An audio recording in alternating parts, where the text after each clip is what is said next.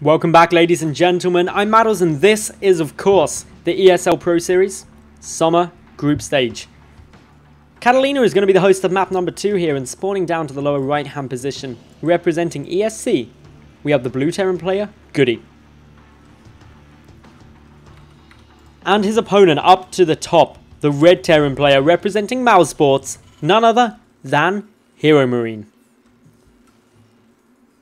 HeroMarine currently 1-0 up in this best of 3 as well. If he wins this, he's going to be in a very, very happy spot because he'd advance top of the group and he's able to continue on his holiday in Italy. He is actually in Italy at the moment on a vacation and is still owning face in StarCraft 2.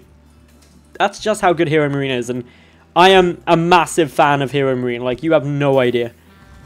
I remember, I tell the story a lot, but I remember when I very first cast him at one of his very first offline events, the ESET UK Masters Season 1, and he was just so intense. It was awesome to see.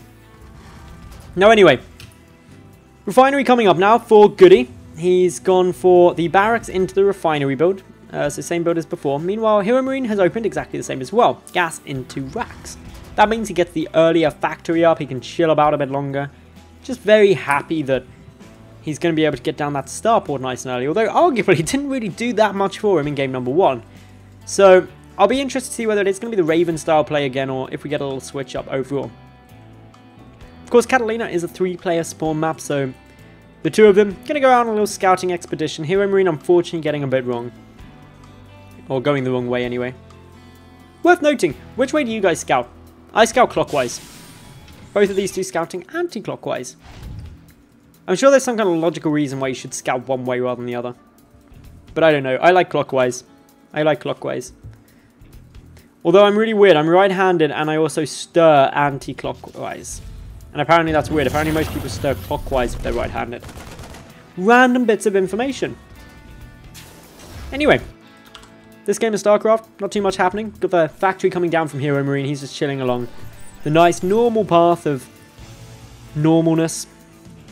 That doesn't even make much sense. Meanwhile, GoOdy, he's charging forward with a Reaper. It's not really charging, it's jetpacking. Is that a charge? Would you say that's a charge? I consider a charge you have to run. Who knows? A little bit of poking though. The two Marines are just saying, no Reaper, you may not come up this ramp. And don't you even think about jumping up this cliff over here. We're ready. Scouting SCV dies, and again confirming the point, the worst job in StarCraft 2 is a scouting worker. Death chance, very high. Usefulness, also very high, but very short-lived. Like a child celebrity star by the time they hit 18. Don't tend to last much longer, unfortunately. Anyway, Tech Lab is now going to finish up. We've got Starport ready to switch on over. Could it be the Banshee again? Yes. Could it be... sorry, could it be Banshee? Yes. Could it be the Raven again? Yes. Both viable things that we could be seeing. Meanwhile, over on GoOdy's side, he's just still chilling here. He's just like, yo, what up, guys? Going about my build. And we are going to get a switch up. Banshee coming out. Nice. Meanwhile, GoOdy, is he going to go for the Raven this time? He could. Not kidding, he could, guys. It's something that could certainly occur. Only time will tell. Could also be the Banshee. Banshee on Banshee would be fun. Can't shoot each other, can just bump heads. It is going to be the Raven. Okay, so this is quite nice for GoOdy. It means he's safe against Cloak Banshee, but note HeroMarine isn't bothering with Cloak. Just getting the Banshee out. Cloak would be a bonus for him at this stage, or actually wouldn't it be a disadvantage because it means he would have wasted Cloak when a Raven came down. I like the way that after my minute delay, people have just heard my little rant about scouting clockwise or anti-clockwise. Go team clockwise, yeah. Clockwise is the way. Waiting now to see if this Banshee decides to go on in. But it will go on in. Not really waiting to see if it decides it's going to do it. A couple of Marines here that can stop it. A Viking also being produced out the back, so that's going to make this Banshee very short-lived. What can it do in its quick life? Can she kill many SCVs? Well, one's already down. Of course, anyone who's played the Blizzard Masters game in the arcade will know the Banshee can kill an infinite number of Marines if they are microed perfectly. Just because they outrange. And they're just as fast, or they're actually a bit faster. So yeah, you can do that. It is a thing, unless the Marines have stim, and then you can't do it. Don't even try. It's impossible. So, still waiting to see where these two decide to go in their mid-games. They're both producing tanks, both producing Vikings, both producing Marines. Though GoOdy's kind of stopped. Oh no, GoOdy is still producing Marines. I take it back. Meanwhile, HeroMarine, adding in the engineering bay, going to be going for some upgrades. He went for the infantry upgrades game number 1. He got 1-1, then started 2-2, plus the +1 vehicle weapons. Meanwhile, obviously GoOdy, he went for the mech upgrades, but only singly. So he got a little bit behind there.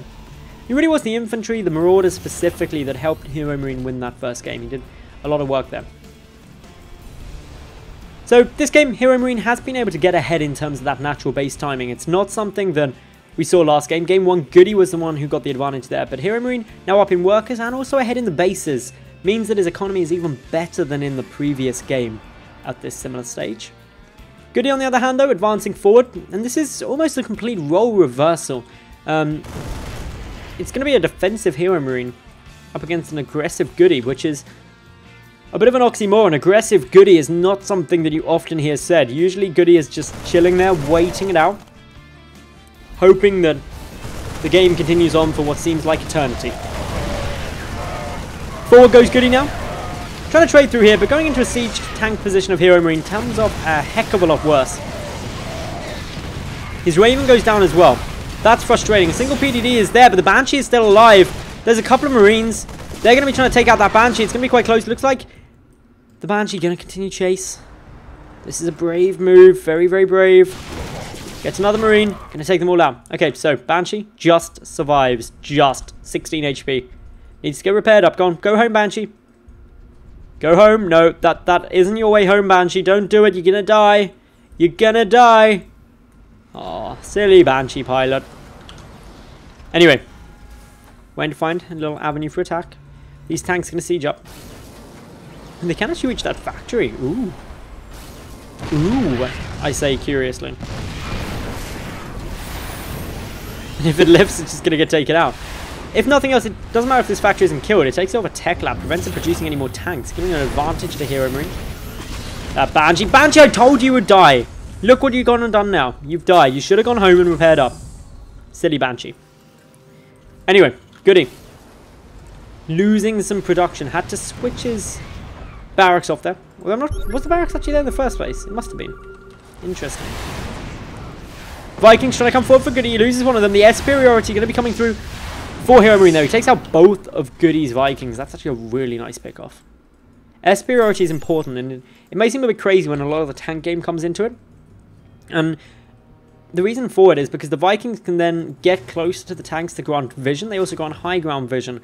And that means that HeroMarine's tanks are able to siege up in a safe position and start shooting away. Because tanks can't actually see to the edge of their siege up distance. So they need something to scout for them in their artillery mode. So, a couple more barracks being added in here. We've got stim coming through. A couple of tanks also in the mix. But notice the army supply. It's 42 to 29. That is a big lead. The tank count, 5 to 5. Just a lot more Marines and that Marauder, plus the Vikings here for HeroMarine.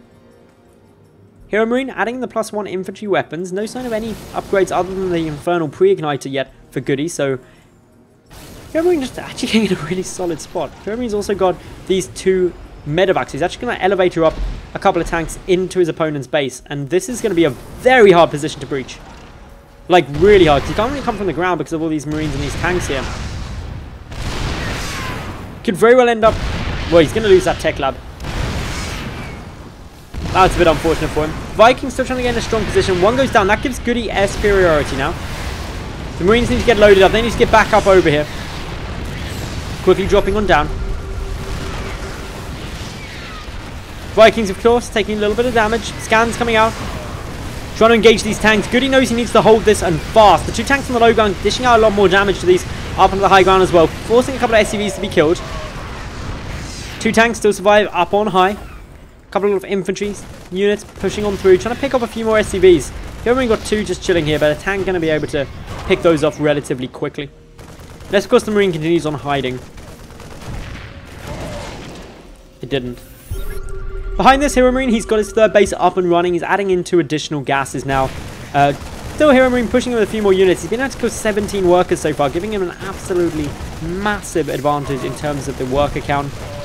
As well as having that third base already established, that's going to result in a monumental lead overall in income. Double the gas income is really critical. HeroMarine's also got +1 done, getting +1 armor through for his infantry too. Adding in the armory, so we'll be able to start the +1 vehicle attack, as well as the second engineering bay. So he's going to be going into double infantry upgrades, whereas GoOdy, he's starting in some more factories. He's only currently producing off of 3. And he's also not got any upgrades in sight. And that's really going to be painful for him, because if he doesn't get those upgrades coming through, the advantage for HeroMarine starts becoming very substantial and very noticeable.